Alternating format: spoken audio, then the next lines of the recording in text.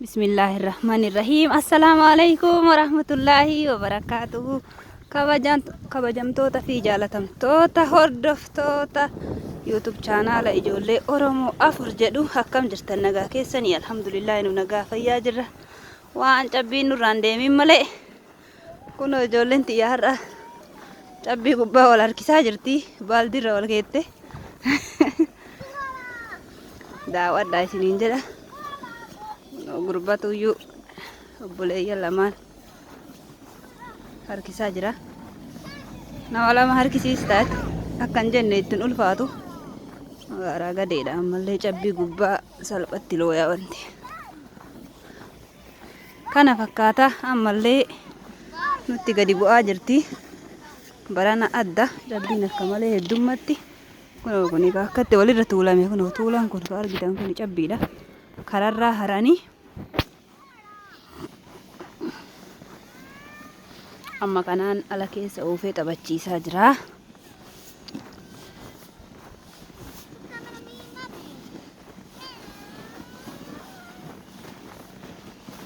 Kunoo tuni Firdoosadha ijoollee. Haay jedhaa nama.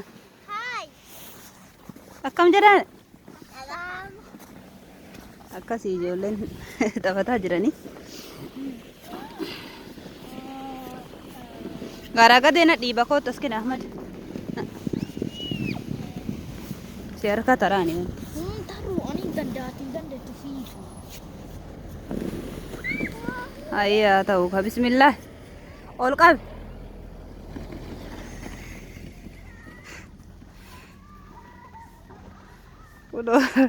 Kunoo lafti garaa gadeedha. Tabbatana fiiganii na biraa gadi bu'an. Ani immootu hedduu sodaadha cabbii. Namaan lootillee akkana suuta deemaa jira. Nagatanii yaa Allah yaa Rahmaanirrahiim.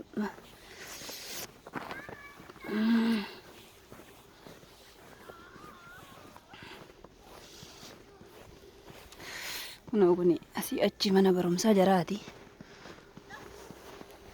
Amma bakka itti taphatan deemaa jiran. Akkana kunoo jiruun biyya ambaa barruudha. Akkanatti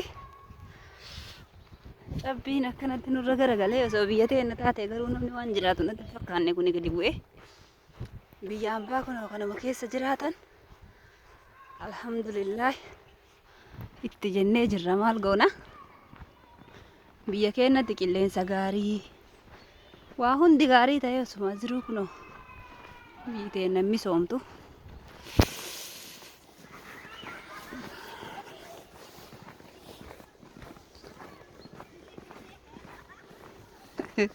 Hedduu fagaatanii jirani.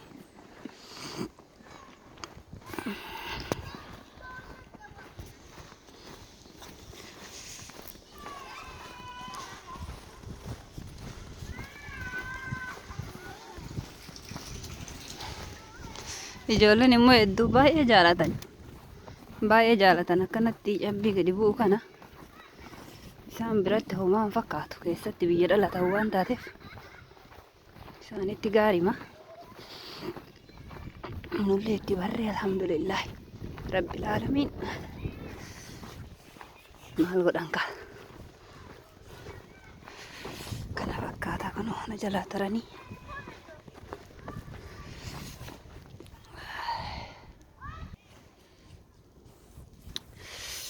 akkana. Kun hordoftoota keenyaa Ahmad gaaraa olee ol fiigaa jira.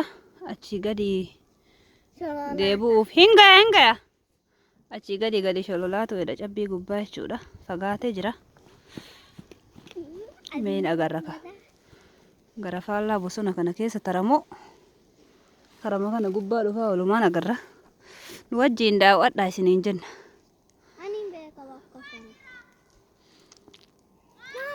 Hayyee dhufi.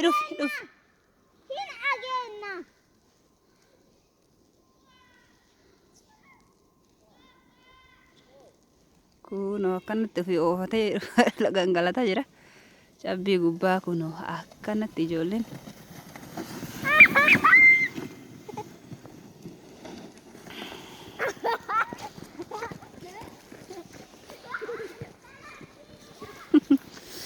kunoo meedaa kana muluu fudhate.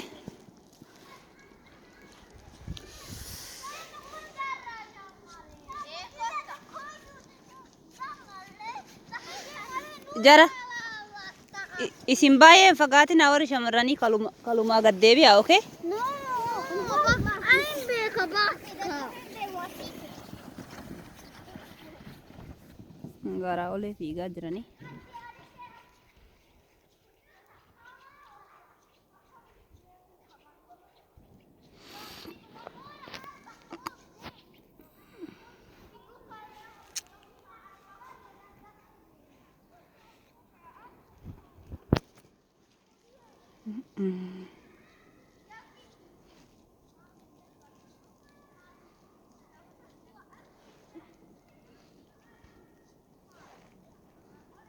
Fagaattee ijoolleen tiyyame.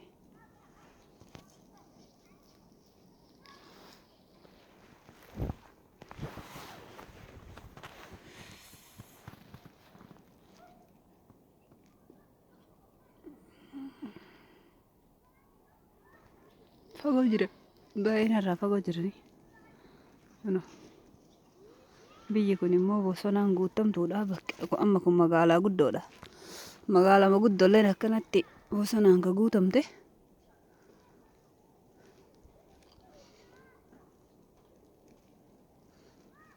Kunoo jireenyi faranjii kana fakkaata. Kana fakkaata warri biyya faranjiitti hawwitan duraan dursitanii kanallee beekuu qabdan. Kanallee beekuu qabdanii warri biyya faranjii waan gaarii namatti fakkaatu. Kunoo wanni biyya faranjii jiru yoo jiraate. Wanni nun qabne ka biyya faranjii jiru yoo jiraate. Kana kunoo cabbii kana kunoo. Jireenya akkana kana. Dhufaa jiranii. Maasha. Ya Allah. Sutte.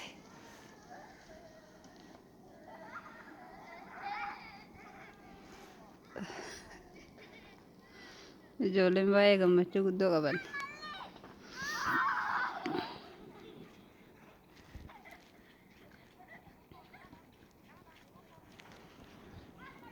Ijoollee amma koota salaama namaan jedhaa ka. Koota nagaa gaafadhaa. Salaamu gaafadhaa koota. Assalamualaikum. Assalamualaikum warahmatullahi wabarakatuh. Warri isin waan of jettanii isin wallaalchiseemi. Akkasii. Kunoo tuni tana takka sheetittiin tana kunoo nuuraanii jallee aliifa isinii eegalte. Tunillee isinii eegaltee jirti inshaallah isinii gadhiifna. Innillee inshaallah viidiyoo mataa isaa gad isinii dhiisuuf deemaa tokko kunoo kanaayyuu akkanatti yeroo obboleeyyan ofii taphachiisu. Kana fakkaata kunoo ijoolleen kana daawwattanillee yoo jiraattan akkanatti wal taphachiisaa. Obboleeyyan ijoollee afran keessaa kunoo 3 qabadhee isinii dhiyaadhee jira.